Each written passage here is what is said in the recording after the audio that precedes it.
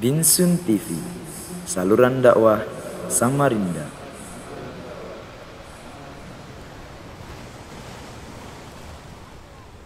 Bismillahirrahmanirrahim.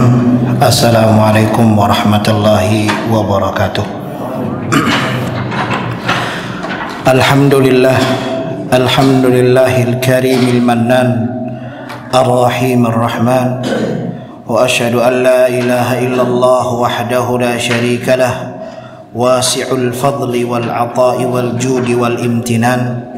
Wa asyhadu anna Muhammadan abduhu wa rasuluh wa safiyyuhu wa khaliluh, al-muayyadu min rabbih bil hujjati wal burhan, sallallahu wa sallam alaihi wa ala alihi wa sahbihi wa man ittaba'ahum bi ihsan ila yaumiddin, amma ba'd. Alhamdulillah, segala puji bagi Allah Subhanahu wa taala, Rabb semesta alam, yang telah memberikan kesempatan kita pada malam hari ini untuk sama-sama mempelajari sirah Nabi Muhammad sallallahu alaihi wasallam, sebuah perjalanan hidup yang dilalui oleh seorang manusia, bahkan beliau adalah sebaik-baik manusia, khairul bashar, dan disebutkan di dalam hadis Nabi Muhammad sallallahu alaihi wasallam, wa ana sayyidu waladi bani Adam, wa ana sayyidu waladi Adam, aku adalah pemimpin dari keturunan Nabi Adam alaihi salam. Itulah Nabi kita Muhammad sallallahu alaihi wasallam yang insyaallah pada malam hari ini setiap hari Jumat setelah ba'dal maghrib, yaitu di malam akhir pekan ya. Ini sudah masuk akhir pekan karena besok sudah libur. Allah Subhanahu wa taala memberikan kepada kita kesempatan waktu yang semoga waktu ini adalah waktu yang diberkahi oleh Allah, dengan kita menuntut ilmu, mencoba menggapai cinta sejati kepada Nabi kita Muhammad sallallahu alaihi wasallam. Karena tanpa kita mempelajari sirah Nabi, tanpa kita membaca dan menyelami daripada kisah demi kisah, perjalanan demi perjalanan, bagaimana Rasulullah sallallahu alaihi wasallam selama 63 tahun kesempatan yang Allah Subhanahu wa taala berikan kepada yang Allah Subhanahu wa taala berikan kepadanya, menambah kecintaan kita kepada beliau. Jamaah sekalian yang dirahmati dan dimuliakan oleh Allah Subhanahu wa taala, pada pertemuan yang lalu saya terlupa untuk menyampaikan kepada teman-teman ya, di hadapan saya ini ada satu buku, kalau saya tidak salah jilidnya itu ada 6 atau 7. Ini teman-teman bisa lihat. Alhamdulillah dapat hadiah dari Ustadz Firanda hafizahullah taala ya, hadis tentang sirah Nabi. Ini juga yang menjadi rujukan kami di dalam pembahasan sirah nabawiyah. Daripada bulan Februari beli coklat buat Valentine yang jelas haram dan dolalah, bisa kita kumpulkan uangnya untuk beli buku ini. Buku ini bagus ya, sudah dicetak, harganya Allah taala a'lam bisawab. Bisa teman-teman dapatkan di toko-toko terdekat di kota Anda ya, iklannya begitu. Bukunya bagus banget ya. Walaupun saya belum baca semua, tapi beberapa rujukan yang beliau ambil hampir sama dengan apa yang kita juga ambil untuk kajian kita setiap hari Jumat ini ya. Walaupun ada beberapa yang berbeda, tapi buku ini sangat bagus banget, masya Allah. Beda dengan tulisannya Syekh Profesor Dr. Sofiyur Rahman Al-Mubarakfuri. Biasanya kan 1 jilid. Kalau ini ada 6 jilid, cuman tulisannya besar-besar. Ini anak nggak promosi ya teman-teman. besar-besar, terus enak dibaca. Bacaannya juga bahasanya lugas, tidak menggunakan bahasa-bahasa yang cukup rumit digunakan. Ya, intinya adalah ini bukan kitab terjemahan. Saya ulangi lagi, ini bukan kitab terjemahan. Terkadang kita ketemukan satu kitab yang kitab terjemahan, kadang kita baca bahasa Indonesianya udah nggak ngerti. Nah, ini tulisan yang ditulis oleh Ustadz Firanda dan tim. Ya, ini sangat bagus. Kemudian di sini beliau mencantumkan dilengkapi dengan peta-peta, dihiasi dengan berbagai macam faidah, disertai penjelasan riwayat yang sahih dan yang lemah, aktualisasi penafaran faidah sirah di zaman sekarang, bahasa yang lugas dan mudah dicerna. Nah, itu Pak. Kadang kita terkendala dengan bahasanya nyaman untuk dibaca ya, dan enak untuk apa kita bacakan. Dan harapannya buku ini bisa menjadi buku rujukan kita untuk kita baca di rumah. Baca sebelum tidur misalkan. Dulu saya sama Ustadz Abu Azam sering baca kisah sahabat ya, sebelum tidur. Nah, ini kisah Rasulullah SAW, biar yang menjadi role model anak kita dan keluarga kita di rumah adalah mereka, para sahabat, mereka Rasulullah SAW, bukan Doraemon, ya, bukan Dragon Ball ataupun yang semisalnya, bukan gitu kan. Karena Ustadz Abu Salma pernah bercerita, kata beliau, suatu ketika beliau melihat dua orang anak, satu anak pegang pistol mainan. Ya, prinsip anak-anak, mainanmu adalah mainanku, ya kan? Jadi mainanmu harus jadi milikku. Ini prinsip mereka yang masih kecil. Akhirnya sang anak meminta pistol dari temannya tidak kasih. Temannya tidak kasih. Nangis anak ini. Kemudian dia menjauh dan mengatakan, nanti ya aku minta sama Doraemon. Karena Doraemon memiliki kantung ajaib. Ini role model yang sudah salah, yang sudah keliru. Sehingga saya menyarankan kepada diri saya juga dan kepada seluruh jamaah dan teman-teman sekalian, beli buku ini, miliki di rumah dan baca, istiqomahkan. Entah sebelum tidur, biasanya paling enak itu sebelum tidur, sehingga kita ada perbincangan sebelum tidur, sebagaimana Rasulullah SAW sebelum tidur ada perbincangan, ya, dengan istrinya, dengan anaknya. Bukan malah asik update status, saya mau tidur, cekrek selfie, enggak ya. Ya, akan tetapi apa? Kita baca sirah Rasulullah SAW. Baik, insya Allah pada pertemuan kali ini kita akan kembali kepada kisah Nabi Ibrahim dan Nabi Ismail alaihima assalam. Ya. Dan insya Allah kita juga akan mengambil sebelumnya beberapa faedah-faedah yang terdapat di dalam buku ini.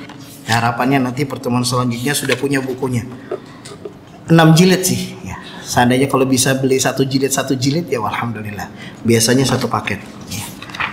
Dan insya Allah perkara ini akan selalu saya ulang setiap kajian terkait dengan urgensi atau pentingnya mempelajari sirah nabawiyah sallallahu alaihi wasallam. Kenapa? Agar kita terus terpacu dan terus mengingat bahwasanya penting untuk kita mempelajari sirah Nabi Muhammad sallallahu alaihi wasallam.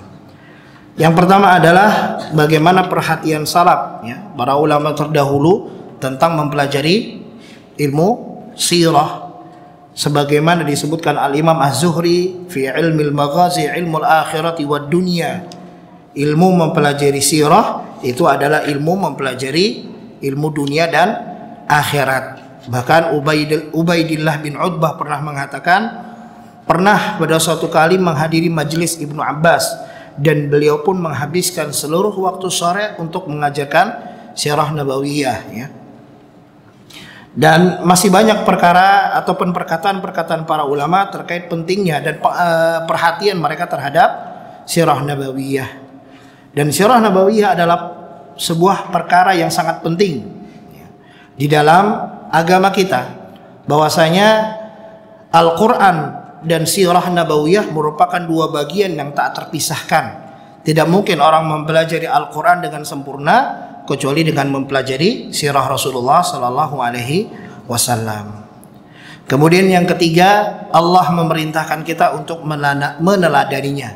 Sebagaimana Allah berfirman di dalam surat Al-Ahzab, laqad kana lakum fi Rasulillahi uswatun hasanah. Sungguh pada ada dari Nabi Sallallahu Alaihi Wasallam teladan yang baik. Ya, ini sudah pernah saya sampaikan di kajian sebelumnya. Ya. Kembali saya ingatkan agar apa? Agar memotivasi diri kita agar mempelajari sirah Nabi Muhammad Sallallahu Alaihi Wasallam. Yang keempat adalah Allah memerintahkan kita untuk mencintai Rasul. Bagaimana kita dapat mencintai Rasulullah Sallallahu Alaihi Wasallam tanpa kita mempelajari ya sirahnya? Maka ini adalah sesuatu hal yang tidak mungkin bisa kita lakukan selain mempelajari sirah Nabi Sallallahu Alaihi Wasallam.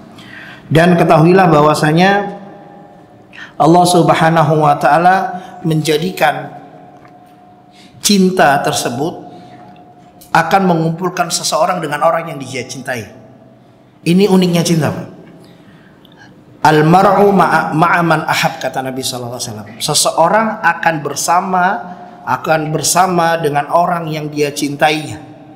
Maka siapa yang kita cintai, ya, kita akan dikumpulkan bersamanya. Sehingga ketika mendengar hadis tersebut, Anas bin Malik mengatakan, fa ana uhibbun nabiy sallallahu alaihi wasallam, aku mencintai Nabi, wa Abu Bakrin wa Umar, wa arju an akuna ma'ahum bihubbi iyyahum wa in lam a'mal bimithli a'malihim.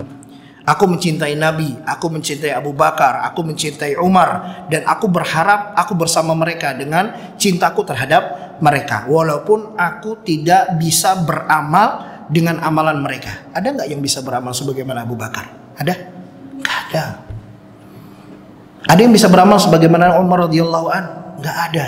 Akan tetapi ketika seseorang cinta kepada mereka, maka Allah Subhanahu Wa Taala akan kumpulkan bersama orang-orang tersebut di atas satu liwa, di atas satu bendera, yaitu cintanya kepada Nabi Muhammad Sallallahu Alaihi Wasallam. Maka ini perkara yang penting, perkara yang sangat penting. Gak mungkin kita bisa mendapatkan cinta Rasulullah atau muncul cinta di dalam hati kita kalau kita tidak mempelajari sirahnya. Sebagaimana orang sekarang ketika dia cinta terhadap artis atau public figure, maka dia akan baca biodatanya. Bahkan dia akan mengikuti vlognya, subscribe dan like. Dia akan ikutin terus. Bahkan dia akan bikin notifikasi. Ayo, yang sekarang sudah subscribe-nya Bintang Sunnah belum? Nah, sudah notifikasi kajian sirah Nabawi Ustaz Rustam belum? Nah, ini pertanyaan. Sejauh mana cinta Anda kepada Rasulullah Sallallahu Alaihi Wasallam? Kasih notifikasi, ya enggak? Gitu kan orang cinta kan? Bahkan statusnya kalau cinta dengan Messi, statusnya Messi, goat, ya kan? Begitu cintanya, gitulah. Jangan sampai cintanya kita ini salah, keliru. Dan mereka adalah orang-orang kafir yang tidak pantas untuk kita mencintai mereka. Akan tetapi mencintai mereka untuk dapatkan hidayah itu benar. Sebagaimana cintanya Nabi SAW kepada Abi Thalib. Perhatikan teman-teman, itu bukan cinta yang berdasarkan beliau paman Nabi, tidak. Beliau benci kepada Abi Thalib karena kebenciannya terhadap kekufurannya dan kesyirikannya. Akan tapi penyebutan walakinna Allah Subhanahu wa taala berfirman, innaka la tahdi man ahbabta walakinna Allah yahdi man yasha. Innaka, sesungguhnya engkau Muhammad, la tahdi man ahbabta. Al-hubbu huna, cinta di sini maksudnya adalah cintanya Nabi Muhammad bukan karena beliau pamannya, tapi maksudnya adalah kecintaan Nabi SAW agar dia mendapatkan hidayah. Bisa dipahami? Karena tidak boleh seseorang mencintai orang kafir, nggak boleh, mutlak tidak boleh. Kenapa? Karena mereka melakukan kekufuran dan kesyirikan. Tetapi cintanya kita adalah ketika mereka mendapatkan hidayah Allah Subhanahu wa Ta'ala. Bisa dipahami? Jangan sampai salah sangka, wah Rasulullah mencintai orang kafir. Enggak, Rasulullah tidak mencintai pamannya karena kesyirikannya, tidak.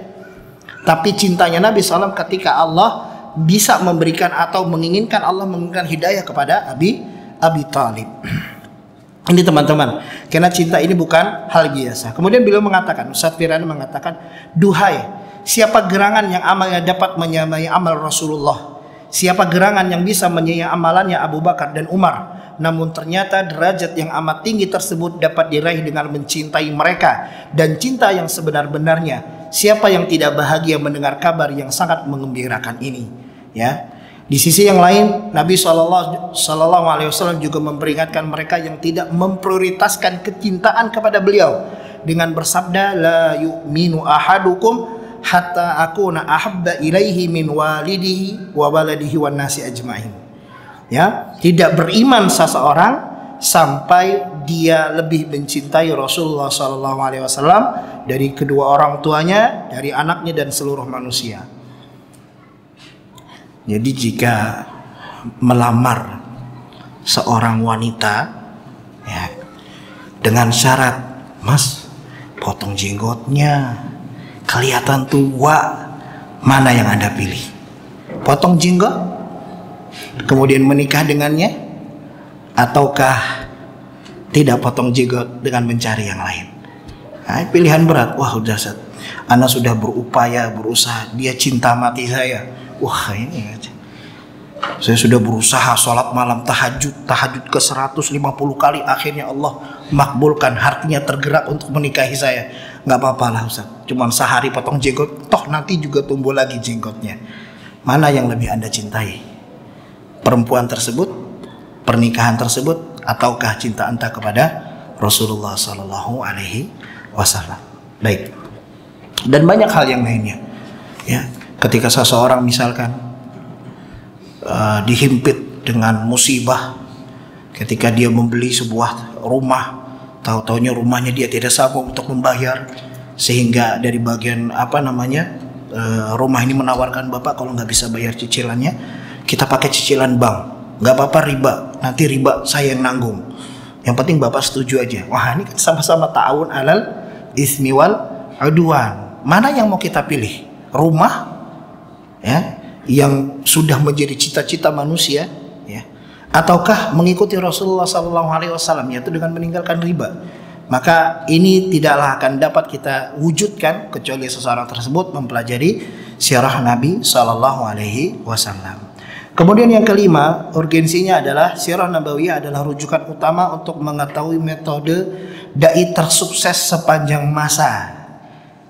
Ya, bagaimana Nabi SAW dalam berdakwah, bagaimana Nabi SAW dalam memilih diksi, bagaimana waktu yang tepat, bagaimana sikap beliau terhadap orang yang didakwahi, dan lain sebagainya. Thariqah atau cara-cara yang dilakukan oleh Rasulullah SAW.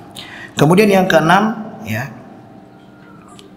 beliau adalah sosok idola, ya. Terhadap para pengidolanya adalah hal yang tak bisa dipungkiri, ya. Sebagaimana beliau mencontohkan, sekarang banyak orang-orang yang tidak kenal dengan Nabi SAW. Bahkan ditanya tentang tentang Nabi SAW, mereka tidak mengerti, tidak mengenal, bahkan tidak tahu, ya. Mungkin mereka yang tahunya adalah pencipta lato-lato yang pertama. Wah, saya tahu itu. Kalau sirah Nabi, wah, belum belajar saya, ya. Subhanallah. Ataupun hal-hal yang lainnya, kita lebih paham, lebih hafal dengan perkara-perkara yang sia-sia, yang bahkan perkara tersebut menunjukkan kepada kekafiran dan kemusyrikan, bahkan jauhnya kita dari agama Islam. Akan tapi yang kita pelajari adalah sirah Nabi SAW, yang dengannya Allah Subhanahu wa Ta'ala menjadikan seseorang yang mencintai beliau akan mendapatkan syafaat dan masuk surganya Allah Subhanahu wa Ta'ala. Jamaah sekalian yang dirahmati dan dimuliakan oleh Allah Subhanahu wa Ta'ala, ada beberapa keistimewaan kita mempelajari sirah Nabawiyah. Yang pertama adalah Rasulullah adalah manusia yang diajak bicara langsung oleh Allah. Kapan? Ketika Isra Mi'raj, ya. Dan juga Nabi Musa alaihissalam, ya, berbicara dengan Allah Subhanahu wa Ta'ala. Kemudian yang kedua, Allah Subhanahu wa Ta'ala bersumpah dengan kehidupan Rasulullah, ya. Allah Subhanahu wa Ta'ala bersumpah dengan kehidupan Rasulullah SAW, dan Allah tidaklah bersumpah dengan sesuatu kecuali sesuatu amat mulia, ya, amat agung di sisi Allah. Sebagaimana Allah berfirman di dalam surat Al-Hijr ayat 72, la'amruka innahum lafi sakratihim ya'mahun. Ya la'amruka, demi umurmu wahai Muhammad, sesungguhnya mereka terombang-ambing dalam kesesatan. Surat Al-Hijr ayat 72. Kemudian keistimewaan yang ketiga, bahwasanya Allah tidak akan menegakkan hisabnya, ya, perhitungan amal pada hari kiamat kecuali setelah Rasulullah SAW menunaikan atau memberikan syafaatnya. Sebagaimana hadis yang panjang, ya, sebagaimana riwayat yang panjang berkaitan dengan hal tersebut, bahwasanya ketika manusia berada dalam keadaan yang sangat panas, ya, sehingga membuat keringat-keringat mereka bercucuran, padahal waktu itu Allah Subhanahu wa taala dekatkan matahari sejarak 1 mil, ya. Uniknya manusia ketika itu adalah manusia yang tidak mudah terbakar. Kita nggak terbakar, kita nggak mati, akan tetapi yang keluar dari kita adalah keringat. Maka disebutkan ada orang yang berkeringat sampai mata kakinya, sampai lututnya, sampai pinggangnya, bahkan ada yang tenggelam dengan keringatnya sendiri. Keadaan yang sangat mencengangkan, keadaan yang sangat menakutkan, keadaan yang membuat bergetar seluruh manusia. Dan akhirnya dengan waktu yang cukup panjang menunggu sampai Allah Subhanahu wa taala berbicara dan memulaikan sidang, maka manusia berinisiatif untuk mendatangi Adam alaihi salam. Maka datanglah kepada Adam, kemudian menyampaikan kepada Adam bahwasanya mereka membutuhkan syafaat Adam agar dapat menyegerakan, yaitu menyegerakan yang namanya persidangan kepada Allah Subhanahu wa taala. Kemudian apa yang dikatakan oleh Adam? Kata Adam, beliau mengatakan, Rabbi ghadib ghadban, Tuhanku sekarang sedang marah. Lam yaghdab qablahu mithlahu, yang sebelumnya Tuhanku tidak pernah marah seperti ini. Wala yaghdabu ba'dahu, dan setelahnya Allah Subhanahu wa taala tidak akan marah seperti ini. Wa nahani 'anis syajarah, Allah Subhanahu wa taala telah melarangku untuk mendekati pohon yang Allah Subhanahu wa taala larang. Fa'asaituhu, maka aku mengingkarinya, aku bermaksiat kepada Allah, aku dekati pohon tersebut. Nafsi. Coba, Nabi Adam Abul Bashar, ya, bapaknya manusia, meminta uzur kepada para manusia untuk dapat, ya, berbicara kepada Allah Subhanahu wa taala. Nafsi, sekarang sendiri udah. Kemudian manusia datang kepada Nuh, ya, awalur rasul, maka jawaban yang sama yang didapatkan. Yang akhirnya mereka pun datang kepada Nabi Muhammad SAW. Kemudian Nabi SAW sujud di bawah arsy, kemudian mengangkat kedua tangannya memuji Allah Subhanahu wa taala dengan pujian yang belum pernah satu manusia pun memuji dengan pujian tersebut. Ini menandakan bahwasanya asma wa sifat bukan hanya 99, ya. Ada nama-nama yang lain yang Allah Subhanahu wa taala sembunyikan dari manusia, yang nantinya Nabi Muhammad SAW akan menyampaikan nama-nama dan sifat Allah dan pujian-pujian tersebut. Kemudian dikatakanlah kepada Muhammad, ya Muhammad, irfa' ra'sak, wahai Muhammad, angkat kepalamu. Masya Allah, hadza nabiyuna. Ini yang kita pelajari sirahnya. Ini orang pertama yang akan meminta kepada Allah agar dibukakannya persidangan. Ya Muhammad, irfa' ra'sak, ya Muhammad, angkat kepalamu. Was'al tu'ta, minta kepadaku, kata Allah, aku akan berikan.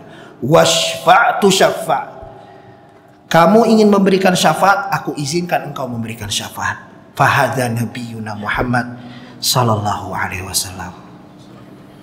Dialah yang pertama kali dibangkitkan oleh Allah Subhanahu wa taala, ya. Sebagaimana keistimewaan selanjutnya, penduduk surga tidak akan masuk surga sebelum Rasulullah sallallahu alaihi wasallam memasukinya. Luar biasa teman-teman sekalian. Ini yang kita pelajari setiap hari Jumat. Seorang manusia yang pertama kali membuka surga, ya, membuka surga. Sebagaimana Nabi SAW bersabda, ati babal jannah yaumal qiyamah. Kata beliau, ati yaumal qiyamah babal jannah. Aku mendatangi pintu surga. Ya, aku mendatangi pintu surga di hari kiamat nanti. Fa astaftihu fayaqulul khazin. Maka aku akan buka, kata Nabi sallallahu alaihi wasallam.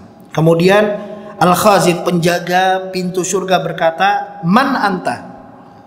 Jadi nggak kenal ya, bukan orang sembarangan. Man anta, siapa kamu? Fa'aqul, maka Nabi menjawab, Muhammad, aku Muhammad. Fayaqul bika umirtu. Allah, ini luar biasa teman-teman. Kata malaikat penjaga surga, bika umirtu, aku ini diperintah khusus buka surga kecuali hanya untuk dirimu saja. La aftahu li ahadin qablak. Aku nggak akan buka surga ini kecuali hanya untuk Nabi Muhammad sallallahu alaihi wasallam. Ini yang kita pelajari sirahnya ya. Kemudian Rasulullah sallallahu alaihi wasallam adalah manusia yang pertama kali dibangkitkan oleh Allah. Sebagaimana Nabi sallallahu alaihi wasallam bersabda, ana sayyidu waladi Adam yaumal qiyamah. Aku adalah pemimpin anak Adam pada hari kiamat. Wa awwalu man yanshaqqu anhul qabru, ya. Dan aku adalah orang yang pertama akan dibangkitkan dari kubur. Wa awwalu syafi'in wa awwalun musyaffa'. Aku adalah orang yang pertama yang diizinkan untuk memberikan syafaat, ya. Aku adalah orang pertama yang akan memberikan syafaat dan orang pertama yang akan, ya, diizinkan memberikan syafaat. Kemudian yang keenam, Rasulullah SAW adalah manusia yang akan membawa pujian pada hari kiamat, dan beliau adalah satu-satunya pemilik al-maqam al-mahmud, ya. Maqam mahmuda ini adalah kedudukan satu-satunya yang dimiliki oleh Nabi kita Muhammad sallallahu alaihi wasallam. Kemudian yang ketujuh, seluruh nabi kelak akan diberikan telaga pada hari kiamat, namun telaga Rasulullah SAW adalah telaga yang terbaik. Ini keistimewaan yang ketujuh. Sebagaimana Nabi SAW pernah bersabda, haudi masiratus syahri, ya, telagaku itu sejauh sebulan perjalanan. Ma'uhu abyad minal laban, airnya lebih putih daripada susu. Warihuhu atyabu minan misk, dan baunya lebih harum daripada minyak wangi kasturi. Wa kizanuhu kanujumis sama, sedangkan gelas-gelasnya itu sebanyak, ya, bintang-bintang di langit. Man syariba minha fala yadma'u abada, barang siapa yang meminum air dari telaga tersebut, maka dia tidak akan haus selama-lamanya. Semoga Allah Subhanahu wa taala memberikan kita keutamaan sehingga kita dapat meminum air daripada telaga Nabi Muhammad sallallahu alaihi wasallam, sebagaimana Nabi sallallahu alaihi wasallam mewasiatkan, fasbiru, bersabarlah, ya, bersabarlah, ya, kemudian tunggulah aku hatta talqauni 'alal haud, sampai engkau bertemuku di telaga Al-Kautsar. Jamaah sekalian yang dirahmati dan dimuliakan oleh Allah Subhanahu wa taala. Kemudian yang selanjutnya, yang ke-8 adalah Rasulullah SAW telah menyaksikan surga neraka dalam keadaan sadar, ya. Ittala'tu fi jannatika fara'aitu aktsara ahlihal fuqara wa tala'tu fin nari fara'aitu aktsara ahlihan nisa.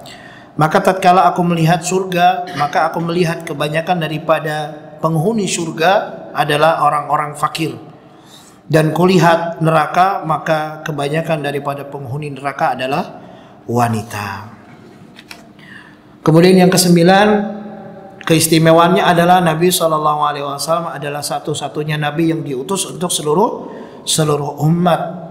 Dan yang ke-10, yang terakhir, Nabi SAW adalah penutup para Nabi, ya. Insyaallah kita akan lanjutkan pembahasan yang lainnya berkaitan tentang urgensi dan keistimewaan dari sirah Nabi Sallallahu Alaihi Wasallam. Kita kembali kepada kisah yang pernah kita sampaikan terkait dengan perjalanan Nabi Ibrahim alaihi salam bersama Sarah, yang akhirnya Allah Subhanahu wa taala perintahkan untuk meninggalkan Sarah di salah satu wadi yang mubarakah, yaitu yang nantinya akan dibangun Baitullahil Haram. Kemudian setelah itu kita juga telah kisahkan bagaimana beberapa kali Nabi Ismail, Nabi Ibrahim datang menjenguk anaknya Nabi Ismail untuk melihat keadaannya. Sampai suatu ketika beliau bertemu dengan menantunya saja. Dan bagaimana sikap Nabi Ibrahim alaihissalam memberikan wasiat kepada Nabi Ismail agar Nabi Ismail mengganti atabata babi, yaitu mengganti daun pintu, maksudnya adalah menceraikan istrinya yang pertama, kemudian menikah lagi. Kemudian Nabi Ibrahim mengunjungi kembali dan menemukan istri yang kedua adalah istri yang tepat untuk Nabi Ismail. Kemudian pergi lagi Nabi Ibrahim, sehingga suatu waktu Nabi Ibrahim bertemu dengan anaknya, dan anaknya sedang memperbaiki anak panah dan busurnya di satu tempat dekat dengan sumur Zam-Zam. Maka tatkala hal tersebut dilihat oleh Ibrahim, maka Ibrahim langsung ikut membantu apa yang dilakukan oleh Nabi Ismail. Dan ini menjadi faedah bagi kita bahwasanya kebersamaan antara seorang orang tua dengan anak ini perlu dibangun. Jangan sampai waktu-waktu kita dengan kesibukan kita bekerja di luar, sehingga kita pulang malah kita tidak punya yang namanya apa bahasa sekarang itu ya, hubungan yang erat antara anak dengan orang tua. Maka ini perlu, sebagaimana Nabi Ibrahim lama tidak datang, ketika dia melihat anaknya bukan berarti wah kasihan anak saya terus ditinggal, enggak. Akan tapi Nabi Ibrahim malah membantu dan mengadakan adanya interaksi antara anak dengan orang tua. Kemudian Nabi Ibrahim meminta kepada anaknya agar melaksanakan perintah Allah Subhanahu wa taala. Nah, ini juga ya sebagai suatu hal yang menjadi tujuan dari pernikahan atau tujuan dari keluarga sakinah mawaddah warahmah adalah ketika keluarga tersebut dibangun dengan ketaatan kepada Allah. Ketika Nabi Ibrahim ingin membangun Baitullahil Haram, maka beliau mengajak Ismail, ayo Ismail, kita sama-sama membangun Baitullahil Haram. Maka hal ini pun disambut baik oleh anaknya, ya, seperti contoh ya, kita ngajak keluarga kita kajian. Nah ini termasuk Pak ya. Bahkan para sahabat, para tabiin, ya, orang-orang soleh terdahulu, mereka itu saling bantu-membantu untuk dalam talabul ilm. Ada bahkan yang menggendong anaknya, ya, menggendong anaknya untuk berjalan rihlah talabul ilm. Kemudian maka dibangunlah Ka'bah, sebuah tempat yang dekat dengan Zam-Zam. Jadi Ka'bah itu dekat dengan Zam-Zam.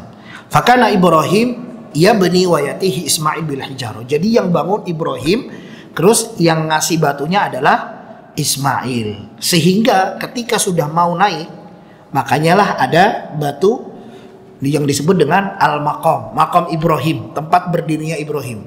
Nah, setelah agak tinggi, jadi dibutuhkan Nabi Ibrahim sebuah batu yang beliau berpijak di sana agar bisa menaruh batu lebih tinggi. Maka setelah pembuatan, kemudian mereka berdoa kepada Allah Subhanahu wa taala, Rabbana taqabbal minna innaka antas samiul alim. Ya Allah, terimalah dari kami apa yang telah kami lakukan dari perintahmu, yaitu membuat Baitullahil Haram. Sesungguhnya Engkau Maha mendengar dan Maha mengetahui. Dan ini bukan pertama kali, ya, bukan pertama kali saja Nabi Ismail membantu Nabi Ibrahim dalam mentaati perintah Allah Subhanahu wa taala. Maka suatu hari ketika Nabi Ibrahim, ya Nabi Ismail sudah tumbuh dengan dengan fisik yang bagus, dengan wajah yang bagus, ya, tubuh seorang anak muda yang ganteng, yang tampan, ya. Allah Subhanahu wa taala menguji Nabi Ibrahim agar melakukan sebuah perintah Allah Subhanahu wa taala, yaitu apa? Menyembelih Nabi Ismail. Anak yang lama ditunggu, ya. Lama ditunggu, akhirnya Allah Subhanahu wa taala berikan keutamaan dapat anak yang bernama Ismail, sudah tumbuh besar, ganteng, pandai dan lain sebagainya. Kemudian Allah Subhanahu wa taala memerintahkan agar Nabi Ibrahim, ya, menyembelih anaknya Ismail. Maka kata Allah Subhanahu wa taala di dalam surat As-Saffat ayat 101, fabasyarnahu bighulamin halim. Maka kami beri kabar gembira kepadanya dengan kelahiran seorang anak yang sangat sabar. Allah menyebutkan halim. Halim itu lebih dari sabar. Kalau sabar itu biasa, kalau halim itu lebih dari sabar. Kalau sabar itu adalah ketika seseorang tidak bisa melakukan sesuatu. Ya udahlah, mau gimana lagi, saya sabar aja. Nah, itu sabar, Pak. Jemaah sekalian, itu sabar. Tapi kalau halim, kemampuan seseorang untuk melakukan sesuatu tetapi dia tidak melakukannya, maka ini disebut dengan halim. Sebagai contoh, misalkan ada seseorang melakukan kejahatan kepada kita, naudzubillah min dzalik. Kemudian kita sabar. Kenapa kita sabar? Karena kita tidak mampu untuk membalasnya. Berbeda dengan halim. Kalau halim, dia mampu untuk balas orang tersebut tetapi dia tidak melakukannya. Falamma balagha ma'ahu sa'ya qala ya bunayya inni ara fil manami anni adbahuka fanzur madza tara. Nabi Ismail diajak diskusi sama Nabi Ibrahim. Maka tatkala Nabi Ibrahim sudah pada umur yang matang, maka dia berkata kepada anaknya, wahai anakku, ya bunayya, inni ara fil manami anni adbahuka fanzur madza tara. Aku bermimpi, dan mimpi seorang nabi adalah wahyu dari Allah. Aku bermimpi untuk menyembelihmu, maka bagaimana pendapatmu? Bagaimana teman-teman? Kalau zaman sekarang ada orang tua, nak, tadi malam sudah mimpi 3 kali, saya dimimpi untuk menyembelihmu. Abah ini ngawur aja. Abah ini ya, halu abah ini halu. Jangan halu lah, bah, ya kan? Tapi lihat bagaimana jawaban Nabi Ismail. Qala ya ba'atif alma tu'mar. Kerjakan wahai ayahku. Satajiduni insyaallahu minas sabirin. Engkau akan menemukanku sebagai orang-orang yang sabar. Ini Masya Allah jawaban Nabi Ismail. Jawaban anak yang soleh. Ketika diajak kajian, wah siap bah. Diajak kajian karena dulu bah, mabar nih malam nih, lan kawalulun. Ada mabar nanti ngalih. Ya. Malam ini keluar anunya nah, apa namanya, sesi ketiga nih nah. Kartun Doraemon. Oh, udah lewatkan kena habis. Kalau ada di download. Ini ngecau ya. Falamma aslama wa tallahu lil jabin. Maka ketika keduanya telah berserah diri kepada Ibrahim, Ibrahim membaringkan. Ya awalnya itu begini. Ketika Nabi SAW menyembelih Nabi Ibrahim, maka melihat wah, beliau membalikan badannya Nabi Ismail. Lalu kami panggil wa nadainahu ya Ibrahim. Qad saddaqta ru'ya, kamu telah membenarkan mimpi, inna kadzalika najzil muhsinin. Sesungguhnya kami akan berikan balasan kepada orang-orang yang berbuat baik. Inna hadza lahuwal bala'ul mubin. Dan sesungguhnya ini adalah benar-benar suatu ujian yang nyata. Wa fadainahu bidzibhin 'adzim, maka akan ganti dengan ya anakmu dengan seekor sembelihan yang sangat besar. Wa tarakna 'alaihi fil akhirin, dan kami abadikan untuk Ibrahim pujian di kalangan orang-orang yang datang kemudian. Salamun ala Ibrahim kadzalika najzil muhsinin innahu min ibadinal mu'minin. Ya, itulah kisah Nabi Ibrahim dan Nabi Ismail. Intinya adalah ketika Allah Subhanahu wa taala mendatangkan bala kepada kita, pasti di sana ada sesuatu yang lebih baik yang Allah Subhanahu wa taala persiapkan untuk kita. Sebagaimana ujian yang dialami oleh Nabi Ibrahim dan Nabi Ibrahim dan Nabi Ismail alaihi wassalam. Maka tatkala setelah dapat ujian tersebut dan setelah selesai juga yang namanya pembangunan Ka'bah, maka Nabi Ibrahim diperintahkan oleh Allah Subhanahu wa taala di dalam surat Al-Hajj ayat 27. Apa perintah Allah? Wa adzim finnas, umumkan kepada manusia, bil haji, untuk melaksanakan haji, ya'tuka rijalan wa ala kulli dhamiri ya'tina min kulli fajjin amiqa. Maka kata Allah Subhanahu wa taala, akan datang kepadamu laki-laki dan orang-orang yang dengan berkendara ya dari segala macam penjuru. Sampai sekarang coba kita lihat, misalkan kita lihat di media sosial, lihat Haramain Info, pernah kosong nggak kira-kira Masjidil Haram sama Masjid Nabawi? Pernah kosong? Gak pernah kosong. Itu yang membuat iri ya Abraha, sehingga beliau membangun ya Qalanis ya, satu gereja yang besar, yang megah, yang berharap ya semua orang bisa mendatanginya. Ada nggak yang seperti Madinah dan Mekah? Nggak ada kan? Tidak ada. Coba perhatikan baik-baik. Bagi orang-orang yang berakal, maka dapat melihat perkara yang luar biasa. Maka Nabi Ibrahim azan, ya, disebutkan di dalam riwayat imma di Jabal Abi Qubais atau di atas batu atau di gunung Safa. Kemudian beliau memanggil dengan nama Allah, qailan ayyuhan nas inna rabbakum bana lakum baitan fahujjuhu, dengan mengucapkan wahai manusia, sesungguhnya Tuhanmu telah membuatkan bagi kalian sebuah rumah, ya, rumah Allah, fahujju, maka berhajilah.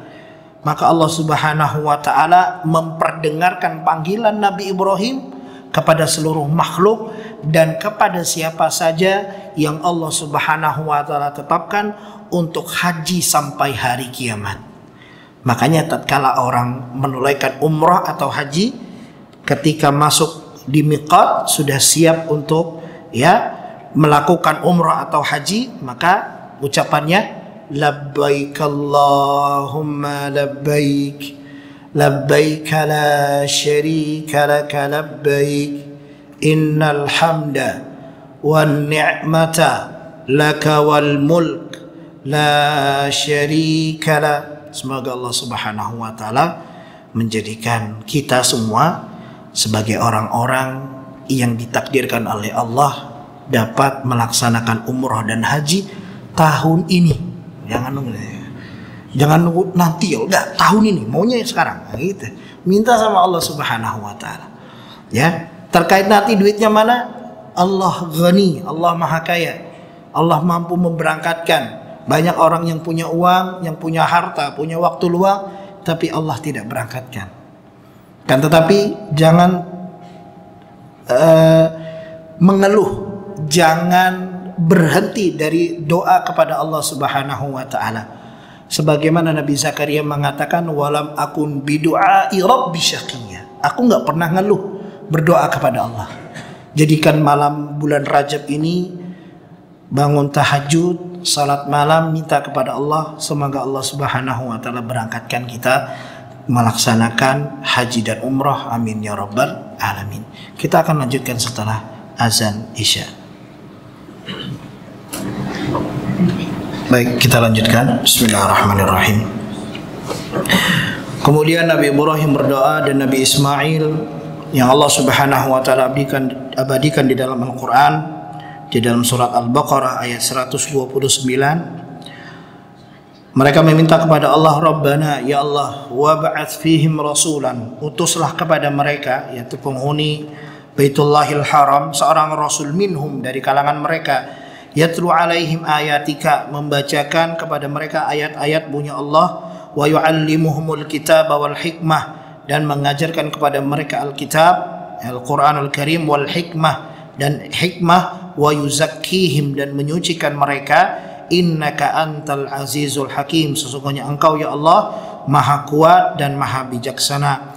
Maka Al-Imam At-Tabari mengomentari ayat ini, beliau mengatakan, wa hadhihi da'watu Ibrahim wa Ismail, inilah doa yang dipanjatkan Nabi Ibrahim dan Nabi Ismail untuk Nabi kita Muhammad sallallahu alaihi wasallam khasah, yaitu doa yang Nabi sallallahu alaihi wasallam berkata tentang doa tersebut, ana da'watu Abi Ibrahim, aku ini sebab daripada doanya Nabi Ibrahim, wa busyra Isa, dan kabar gembira yang disampaikan oleh Nabi Isa alaihissalam di dalam surat As-Saff ayat keberapa? Ayat ke-5 ke-6. Wa idh qala Isa ibn Maryam ya bani Israil inni rasulullah ilaikum musaddiqan lima baina yadayya minat taurati wa mubashiran bi rasuli ya'ti min ba'di ismuhu Ahmad. Nah, itu di ayatnya, ya. Kemudian hiduplah Ismail di samping Baitullahil Haram, ya. Kemudian, dan ini telah kita jelaskan bahwasanya beliau memiliki anak yang bernama Nabit wa Qaizar, dan dari situlah, ya, berkaitan dengan nasab Nabi Muhammad sallallahu alaihi wasallam sampai ke Adnan. Dan Nabi Ismail memiliki umur beliau berapa? 137 tahun. Umur beliau itu 137 tahun. Kemudian dari beberapa riwayat dapat kita lihat bahwasanya zaman Nabi Ibrahim alaihissalam itu di zaman ya kurun waktu apa yang bisa kita sebut ya Tasi Ashar qabla al-milad ya 19 abad ya, abad ke-19 sebelum ya milad Masehi ya, 19 abad sebelum Masehi. Kemudian ada beberapa beberapa kali pembangunan Ka'bah. Yang pertama adalah dibangun oleh para malaikat. Ini ada beberapa pendapat menyebutkan hal tersebut. Kemudian ada beberapa pendapat juga mengatakan pernah dibangun oleh Nabi Adam alaihissalam. Ini yang kedua. Yang ketiga dibangun oleh anak-anak Adam alaihi assalam. Kemudian yang keempat adalah dibangun di zamannya Nabi Ibrahim alaihissalam dan Nabi Ismail alaihi assalam. Sebagaimana yang dikatakan Ibnu Katsir, belum ada riwayat yang sahih ya berkaitan bahwasanya Ka'bah itu dibangun sebelum Nabi Ibrahim dan Nabi Ismail. Akan tetapi di beberapa riwayat disebutkan walaupun dahulu memang tidak dibangun bait ya, tetapi ma'ruf ya, dikenal oleh para sahabat, dikenal oleh para nabi bahwasanya wadi lembah tersebut adalah lembah yang mulia.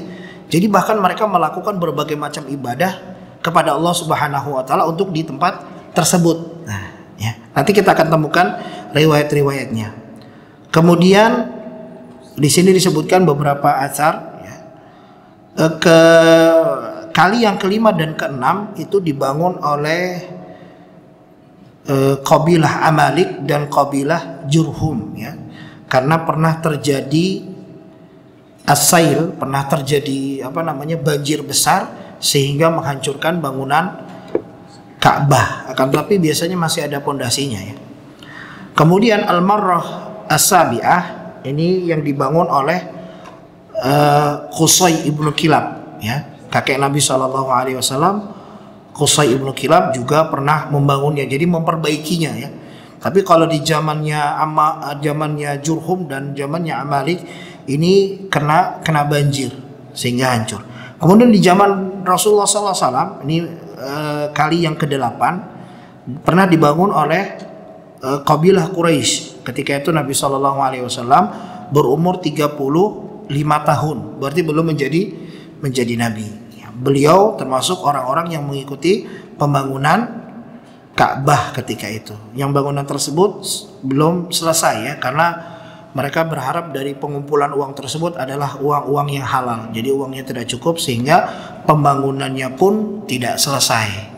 Ya sebagaimana pembangunan sekarang ya, sejatinya Hijr ya, yang disebut oleh Hijr Ismail itu termasuk daripada Ka'bah. Jadi sejatinya Ka'bah itu memiliki bentuk seperti D kapital. Aslinya itu, bukan bentuk kotak. Kemudian yang ketiga, yang kali ke-9 dibangun oleh Abdullah ibnu Zubair ketika beliau menjadi khalifah. Nah, ketika ini beliau berupaya untuk mengaplikasikan cita-cita Rasulullah. Karena Rasulullah SAW pernah bersabda, sabda ini pernah disampaikan kepada Aisyah. Aisyah ini adalah bibinya Abdullah bin Zubair, karena Asma binti Abi Bakar menikah dengan Zubair bin Awam. Ya, kata Nabi SAW, laula anna qaumaka hadithu ahdan bijahiliyah. Kalau bukan karena kaummu, ya, menyampaikan kepada Aisyah, adalah orang-orang yang baru masuk Islam, maka aku menginginkan Ka'bah ini dihancurkan. Kemudian aku akan membuat pintunya, yang sejatinya pintunya itu kan tinggi Pak ya, memang dibuat seperti itu, dibuat tinggi oleh zaman ketika Nabi SAW sebelum menjadi Nabi, karena di dalam Ka'bah itu terdapat harta-harta. Makanya ingat nggak apa yang disampaikan oleh kabilah, saya lupa nama kabilahnya, di kisahnya yang lalu disuruh untuk menghancurkan Ka'bah karena di dalam harta. Karena di dalam Ka'bah itu banyak harta memang, mutiara, emas, hadiah-hadiah dari para raja dimasukkan ke dalam. Dan pernah terjadi pencurian. Jadi kalau orang curi itu gampang tinggal begini aja. Makanya Ka'bah itu ditinggikan. Nanti dikisahkan oleh Zubair, ditinggikan sebagaimana pondasinya Nabi Ibrahim alaihi salam. Kemudian setelah itu maka itu zamannya Abdul Malik ibnu Marwan, ya, yang telah memerintahkan kepada Hajjaj ibnu Yusuf untuk menyerang. Maka diserangnya pakai meriam. Jadi Ka'bah itu hancur, ya. Ka'bah itu hancur ketika penyerangan ke kota Mekah. Ini Hajjaj ibnu Yusuf. Ada kisahnya sendiri tentang hal tersebut. Kemudian dibangun kembali. Nah, diisukan bahwasanya Abdullah ibnu Zubair telah membuat sesuatu yang aneh terhadap Ka'bah. Karena Abdul Malik bin Marwan nggak tahu. Jadi akhirnya dikembalikan. Bentuknya tidak seperti yang dibangun oleh Nabi Ibrahim alaihissalam. Bisa dipahami ini? Jadi dikembalikan lagi. Maka tatkala hal tersebut dikabarkan kepada Abdul Malik bin Marwan, sebenarnya apa yang dibangun Zubair itu adalah sesuai dengan cita-cita Nabi Muhammad Sallallahu Alaihi Wasallam, sehingga beliau menyesal. Nah, kemudian pada zaman Khalifah Harun ar-Rasyid, ya, Al-Abbasi, beliau berencana untuk membuat sebagaimana Nabi, ya, Ibrahim, bangunannya. Kemudian konsultasi dengan Malik ibn Anas, ya, Imam Malik. Kata beliau, Imam Malik, unsyiduka billah, aku meminta kepadamu dengan nama Allah, ya Amirul Mukminin, wahai Amirul Mukminin, alla taj'al hadzal bait mal'abatan lil maluki ba'daka. Jangan sampai Ka'bah ini menjadi permainan. Setiap ada khalifah ganti, ada khalifah naik ganti, setiap ada pemimpin ganti, ya. La yasha'u ahadun minhum an yughayyiru illa ghayyarahu fatadhhabu hibatan min qulubin nas. Akan hilang, ya, kemuliaan Ka'bah ini, karena memang Ka'bah ini adalah suatu yang mulia di sisi Allah. Fasarafa an ra'yihi fi. Kemudian dibiarkanlah, ya. Dibiarkan, tidak jadi dirubah. Kemudian terkait dengan pemugaran atau peluasan Masjidil Haram itu sudah sering terjadi, ya. Bahkan setiap zaman itu, setiap khalifah itu selalu membeli dan selalu memugar. Jadi dari dulu Ka'bah ini, Baitullahil Haram ini selalu ramai. Jadi ketika Umar melihat, wah, jadi yang menjadi penghalang jadi antara Ka'bah dan tempat tawaf itu samping-samping rumah semua, Pak. Nempel rumah semua. Kalau begini susah, gitu lah. Orang tawaf semakin sempit. Akhirnya dibeli sama Umar bin Khattab. Dibeli rumah-rumah tersebut, dipugar. Zaman Utsman dilihat lagi semakin banyak orang, pugar lagi. Sampai sekarang, ya nggak? Sampai sekarang dipugar terus, diluaskan terus, ya. Karena ya'tika min kulli fajjin amin. Setiap orang akan datang ke tempat tersebut. Kemudian kata beliau, walam yazal khulafa wal umara min dzalika zaman yata'ahadu al-haram bi tausi'ah. Bahkan setiap ada raja, ada khalifah, ada pemimpin yang baru, maka Al-Haram selalu dipugar, selalu menjadi luas. Ya, mungkin ini saja yang dapat saya sampaikan pada pertemuan kali ini. Semoga terkait dengan pembuatan Ka'bah, kisah Nabi Ismail, kisah Nabi Ibrahim, ini menjadi motivasi bagi kita untuk dapat berdoa dan terus berupaya dan perkara-perkara yang soleh agar Allah Subhanahu wa Ta'ala menjadikan kita orang-orang yang pantas untuk dapat menjadi penziarah kota Masjidil Haram, Baitullahil Haram, dan kota Masjid Nabawi Sallallahu Alaihi Wasallam. Subhanakallahumma bihamdika, asyhadu an la ilaha illa anta, astaghfiruka wa atubu ilaik. Assalamualaikum warahmatullahi wabarakatuh.